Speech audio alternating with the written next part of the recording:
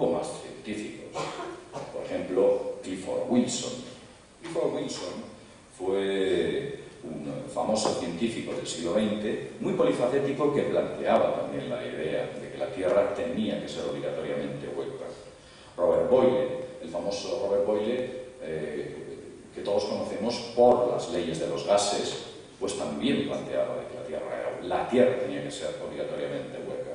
Sir Christopher Wren, el profesor John Sikorsky, que incluso John Sikorsky es un científico contemporáneo, y este hombre estaba muy ligado a mí.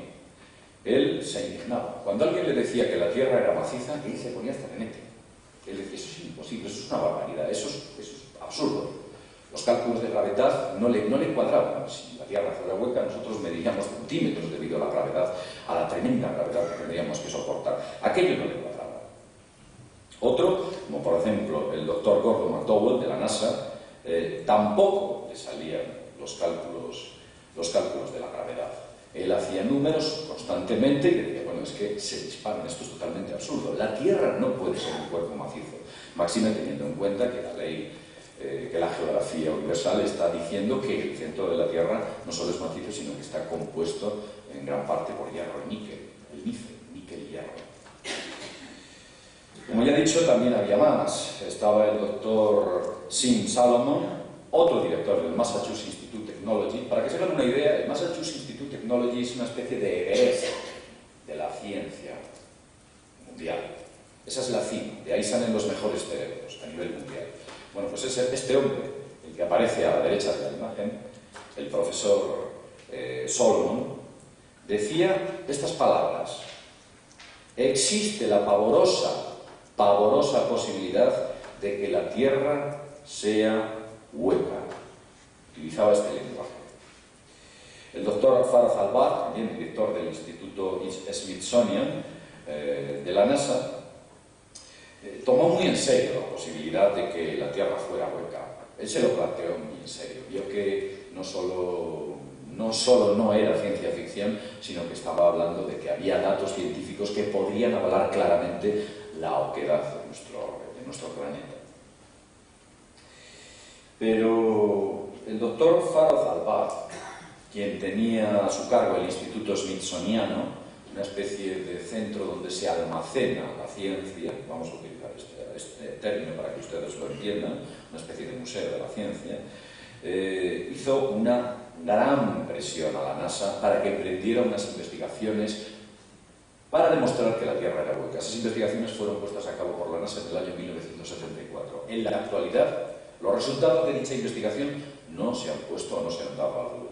Se mantienen con el estatus de alto secreto, top secreto. Otro estudio mantenido en secreto.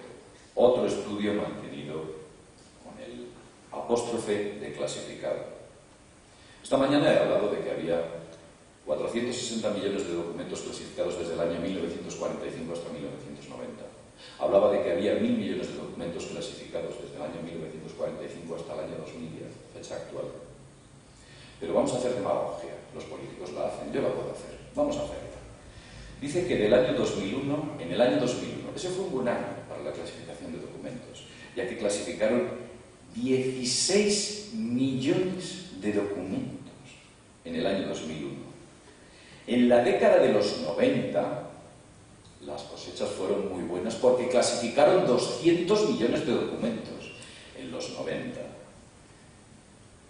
La cifra de clasificación de estos sujetos es de entre 125 y 150 documentos al minuto. Son unas auténticas máquinas. Hay un dato que sí podemos saber, y es lo que les cuesta imprimirlo, porque esos datos aparecen en el acta de libertad de información, aparecen los costos de la impresión de los documentos clasificados. Coger una impresora, comprar cartuchos, papel e imprimir les cuesta a los norteamericanos la cifra de 8.200 millones de dólares. Solo en imprimirlos. Toneladas de papel. Miles de litros de tinta. En imprimir esa masa de informes clasificados como secretos.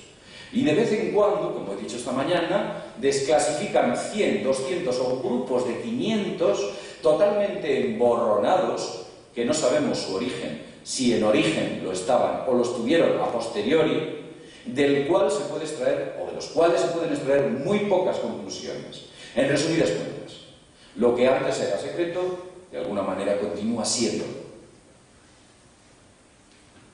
¿Qué esconden esos documentos? Quizás de lo que aquí estamos hablando, de las cosas que se han dicho hoy, de las que se dirán mañana, nos estamos quedando muy cortos con respecto a lo que realmente está ocurriendo. Quizás sea así. Piensen en ello. Voy a cambiar de tema. Y esto es interesante. Yo soy un hombre que en ocasiones divaga, pero es importante para darle un contexto global a todo lo que trato de decir. Las mayores profundidades excavadas en la Tierra han sido rusas. Han alcanzado una profundidad de 12 kilómetros de profundidad en una explotación petrolífera. Aquí concretamente está la explotación petrolífera de Kola 3.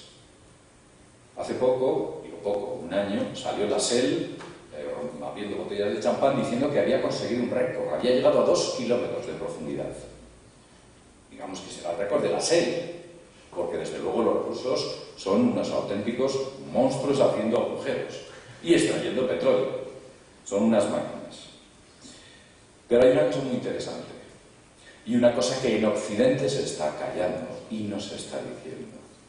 Y es que los rusos dicen, miren, las explotaciones petrolíferas que existen en la actualidad en Oriente Medio y en el resto de países cuya profundidad llega a 1,5 kilómetros más o menos, son meros residuos de vastos océanos de petróleo que hay a mayores profundidades.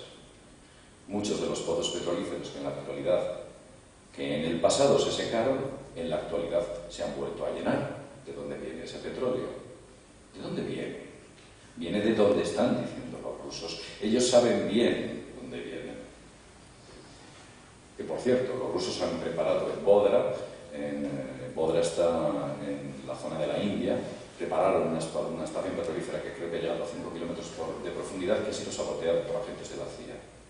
También, creo que es Vietnam, donde están utilizando en la explotación de Tigre, una explotación que decían que estaba acabada, están explotando nuevamente y cavando a 6 kilómetros de profundidad, y esa explotación está sacando petróleo a mansalva. Otro de los países que son el eje del mal del Artesac, quizás.